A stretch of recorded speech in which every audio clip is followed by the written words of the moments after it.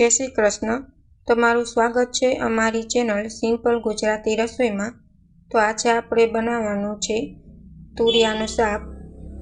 જો મારી આ રીતથી તુરિયાનું શાક બનાવશો તો જેને નહીં ભાવતું હોય તેને પણ ભાવતું થઈ જશે અને ઘરમાં નાનાથી મોટા સૌને પસંદ આવશે। તો તુરિયાનું શાક બનાવવા માટે અહીં મેં તુરિયા છે તે લઈ લીધા છે એકદમ કૂણા। ચાખીને લેવાના, કડવા ન હોય ધ્યાન રાખવાની, કેમ કે તુરિયા છે તે સ્વાદમાં કંઈ કડવા પણ આવી જતા હોય છે। તો અહીં મેં આવી રીતના સુધારી લીધા છે। હવે આપણે શાક બનાવવાનું શરૂ કરીએ। આ શાક આપણે કુકરમાં જ બનાવવાનું છે। તો અહીં હું સૌથી પહેલાં 4 મોટી ચમચી જેટલું તેલ લઈ લઈશ, કેમ કે તુરિયાના શાકમાં તેલ હોય તો તુરિયાનું શાક ખૂબ જ સરસ ટેસ્ટમાં બને છે। હવે તેમાં આપણે લસણ એડ કરી દઈશું। તેલ આવી ગયું છે આપણું।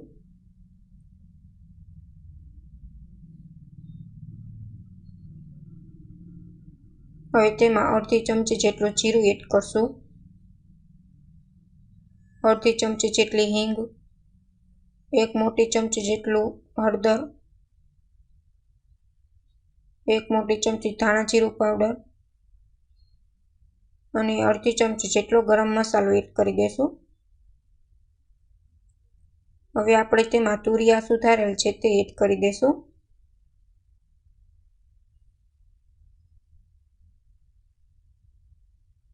હવે સારી રીતના મિક્સ કરી દઈશું।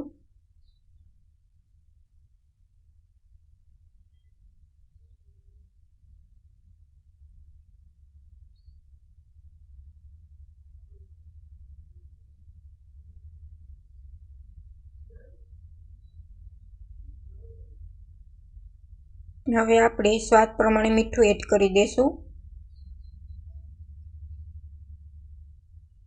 તુરિયામાં પાણીનો ભાગ બહુ જ હોય છે, તમે જોઈ શકો છો તરત જ પાણી છે તે નીકળવા માંડ્યું છે શાકમાં।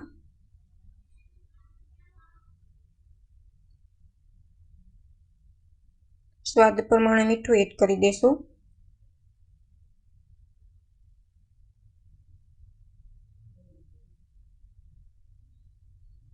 હવે મોટી 2 ચમચી જેટલું લાલ મરચું પાવડર એડ કરી દઈશું।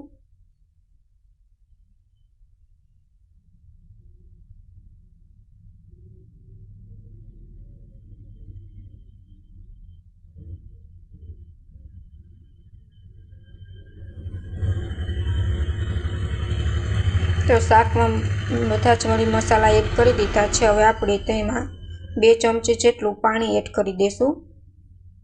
બહુ પાણી એડ નથી કરવાનું, કેમ કે તુરિયામાં ઓલરેડી પાણી હોય જ છે। 2 મોટા ચમચી જેટલું આપણે પાણી એડ કરી દઈશું।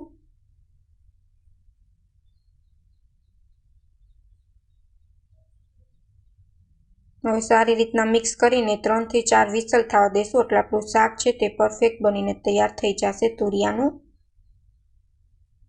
જો તમને અમારી રેસીપી ગમે તો ચેનલને લાઈક કરજો, શેર કરજો અને સબસ્ક્રાઈબ કરજો, અને કમેન્ટમાં જરૂર કમેન્ટ કરીને બતાવજો કે તમને અમારી રેસીપી કેવી લાગી।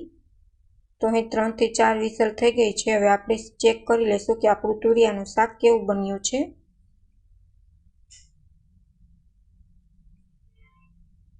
તો તમે જોઈ શકો છો આપણું તુરિયાનું શાક છે તે સરસ બનીને તૈયાર છે। જો આવી રીતના તુરિયાનું શાક બનાવશો તો બધા જ 1 રોટલીને બદલે 2 રોટલી ખાઈ જશે। તેવું સરસ ટેસ્ટમાં તુરિયાનું શાક છે તે આપણું બનીને તૈયાર છે।